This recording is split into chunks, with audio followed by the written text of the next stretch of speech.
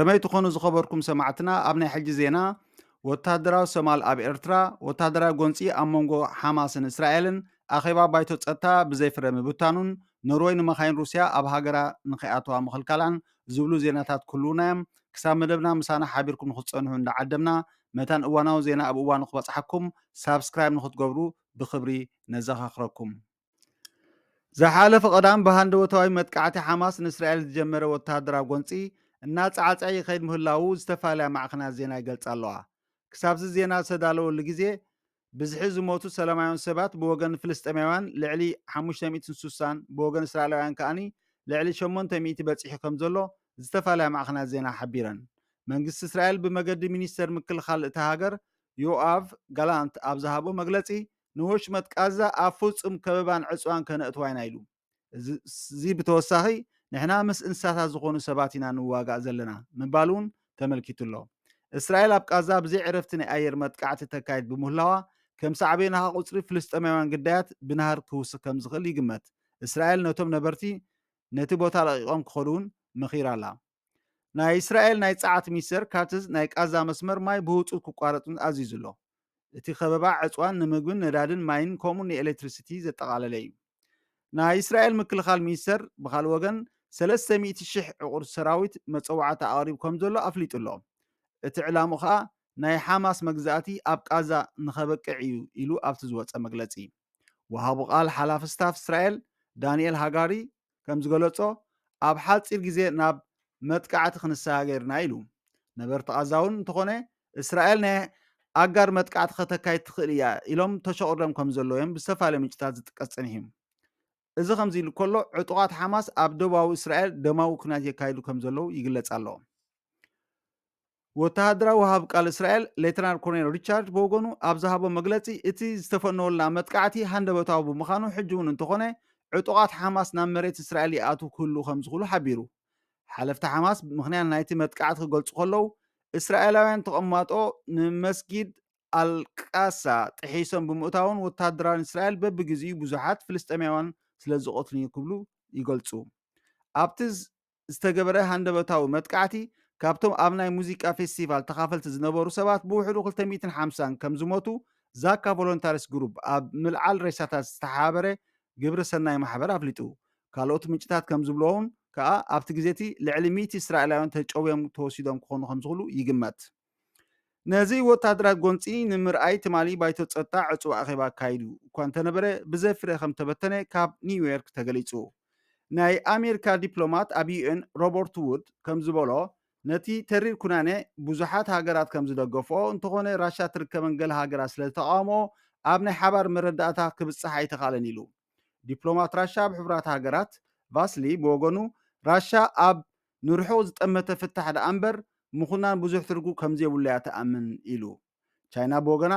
ብሓፈሻ ኣንጻር ሰላማውያን ሰባት ዕላማ ዝገበረ መጥቃዕቲ ዝኹንን ሓፈሻ መግለፂ ጥራይ ከም ትድግፍ ገሊፃ ኣላ ሕቡራት መንግስታት ኣሜሪካ ብካልእ ወገን ኣብቲ ከባቢ መርከብ ውግእ ተፀጊዕ ከም ዘላን ከምኡውን ተተኮስትን ካልእን ወታደራዊ ናውትን ናብ እስራኤል ልኢኻ ከም ዘላ ሓቢራ ኣላ ኖርዌይ መኻይን ሩስያ ኣብ ሃገራ ንኸይኣትዋ ኣጊዳ ኣብ ዝሓለፈ ወርሒ መስከረም ኣውሮፓዊ ሕብረት ናይ ሩስያ መለለይ ቁፅሪ ወይ ከዓ ታርጋ ዘለዎን መኻይን ናብ ሃገራት ኣውሮፓ ሕብረት ንኸይሰግራ ውሳኔ ሕሊፉ ምንባሩ ይዝከር ነዚ ናይ ኣውሮፓ ሕብረት ውሳኔ ኖርዌይ ኣባልቲ ሕብረት ዘይኮነት ክነሳ ነቲ ውሳኔ ተቐቢላ ናይ ሩስያ መለለይ ቁፅሪ ዘለዎን መኻይን ዶባታ ንኸይኣትዋ ኣጊዳ ኣላ ብድሕሪ እዚ ሰበስልጣን ሩስያ ነቲ ውሳኔ ብትሪ ብምኹናን ክሳብ ምስ ባህርያት ናዚ ኣብ ምትሓዙ በፂሖም ኣለዉ ነዚ ኣመልኪቱ ሚኒስትር ጉዳያት ወፃኢ ሩስያ ሰርጌይ ላቭሮቭ እዚ ናዚዝም እዩ ክብል ገሊፅዎ ክትብል ሓንቲ ኣብ ፈረንሳ ትዝርጋሕ ኢሮ ኣክቲቭ ትበሃል መርበብ ሓበሬታ ገሊፃ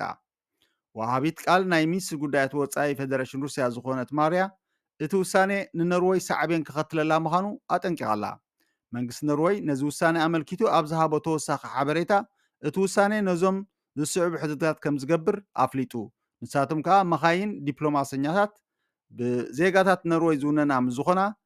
ንህፁፅ ጉዳያት ዝንቀሳቐሳ መኻይን እዚ ሕጊ ከም ዘይምልከተን ሓቢሩ ክትብል መርበር ሓበሬታ ኢሮ ኣክቲቭ ገሊፃ ፕረዚደንት ሶማል ሓሰን ሼክ ማሕሙድ ኣብ ኤርትራ ወግዓዊ ናይ ስራሕ ምብፃሕ ንምግባር ትማሊ ኣስመራ ከም ዝኣተወ ዝዝከር እዩ። ብመሰረት ካብ ኤርትራ ዝተፈነወ ዜና ዕላማ ዑደት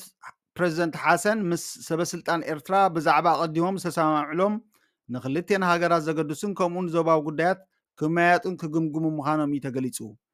ጋራዌ ኦንላይን ነዚ ኣመልኪቱ ካብ ሶማልያ ኣብ ዝፈነዎ ሓበሬታ ፕረዚደንት ሓሰን ናይ ሶማልያ ወታደራውን ፀጥታን ዓቕሚ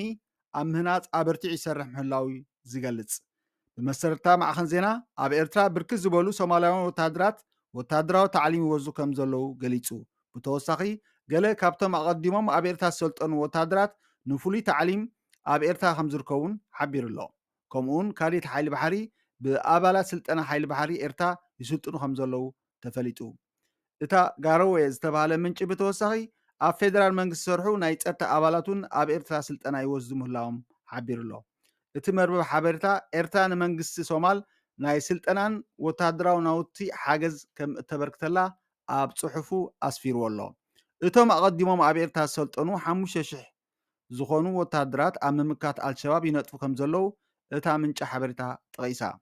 ፕረዚደንት ሓሰን ነቶም ድሮ ኣብ ስልጠና ዘለዎ ወታደራት ሶማል ከም ዝበፅሖም ተፈሊጡ ኣሎ። እንተኾነ እታ መርበብ ሓበሬታ ፕረዚደንት ሓሰን ንክንደይ መዓልቲ ኣብ ኤርትራ ከም ዝፀንሕ ብወግዒ ከም ዘይተሓበረ ኣፍሊጧ።